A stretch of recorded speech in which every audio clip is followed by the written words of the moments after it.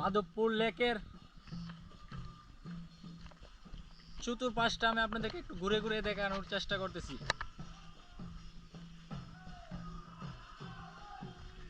এই যে দেখেন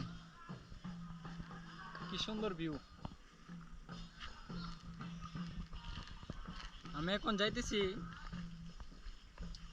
সামনের দিকে, আপনার সাথেই থাকুন। এখানে অনেক নীরব, সন্ধ্যা হয়ে যাইতেছে তাই বেশি একটা মানুষজন নাই। এই যে দেখেন মাছ মারতেছে। মাছ পাইছেন নি আঙ্কেল? মাছ পান নাই?